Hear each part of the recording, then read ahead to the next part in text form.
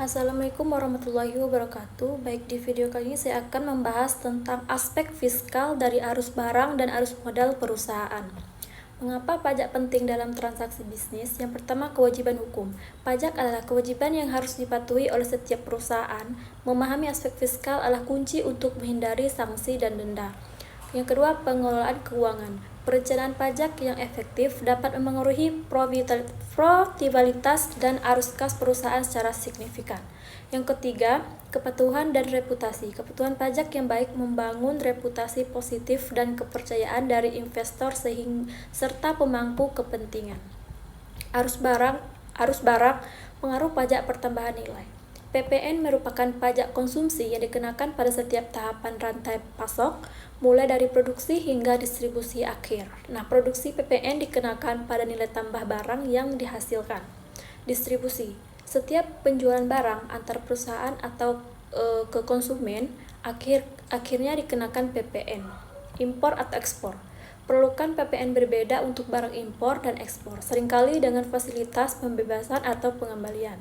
Pemahaman mendalam tentang PPN sangat penting untuk menetapkan harga jual yang kompetitif dan mengelola kewajiban pajak. Studi kasus dampak PPN pada rantai pasok global.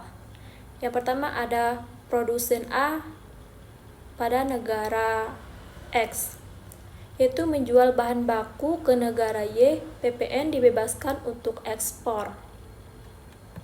Selanjutnya arus modal, pajak penghasilan atau PPh atas investasi. Arus modal baik dari investasi langsung maupun portofolio memiliki implikasi PPh yang kompleks. Perusahaan harus memahami jenis-jenis penghasilan dari tarif pajak tertentu. Yang pertama, investasi langsung. Pembentukan investasi baru atau akuisisi saham signifikan. Yang kedua, investasi portofolio. Pembelian saham, obligasi, atau instrumen keuangan lainnya.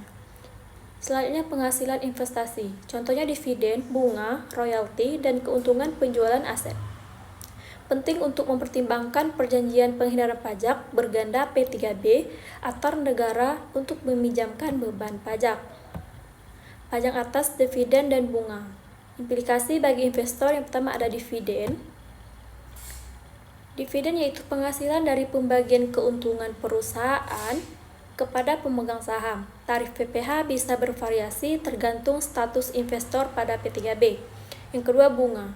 Penghasilan yang diterima dari pinjaman atau investasi dalam instrumen utang umumnya dikenakan PPh final. Selanjutnya, perjanjian pajak. P3B bertujuan mencegah pengenaan pajak ganda dan memberikan tarif pajak yang lebih rendah untuk penghasilan lintas batas. Selanjutnya ada transfer pricing, yaitu menghindari manipulasi pajak antar entitas. Yaitu transfer pricing adalah penetapan harga untuk transaksi antar perusahaan yang memiliki hubungan istimewa. Ini adalah area yang sangat diawasi oleh otoritas pajak. Yang pertama, prinsip kewajaran, yaitu transaksi harus dilakukan pada harga pasar wajar seolah-olah dilakukan antar pihak independen. Yang kedua, dokumentasi, yaitu perusahaan wajib memiliki dokumentasi transparansi pricing yang memadai. Risiko, yaitu manipulasi transfer pricing dapat mengakibatkan koreksi pajak, denda, dan sanksi berat. Strategi optimalisasi pajak yang legal dan etis. Yang pertama, perencanaan pajak. Memanfaatkan instansi pajak yang bersedia dan memilih struktur transaksi yang paling efisien secara fiskal. Yang kedua, kepatuhan penuh. Memastikan semua kewajiban pajak terpenuhi sesuai peraturan yang berlaku, termasuk laporan yang akurat. Yang ketiga, pemanfaatan P3B. Menetapkan ketentuan P3B untuk mengurangi beban pajak ganda pada transaksi lintas batas. Yang keempat, manajemen risiko. Mengidentifikasi dan mengelola potensi risiko perpajakan untuk menghindari sengketa dengan otoritas pajak. Tantangan dan tren perpajakan internasional. Dunia perpajakan global terus berkembang, perusahaan harus adaptif terhadap perubahan ini. Yang pertama ada digitalisasi ekonomi. Munculnya tantangan perpajakan baru untuk perusahaan digital tanpa kehadiran fisik.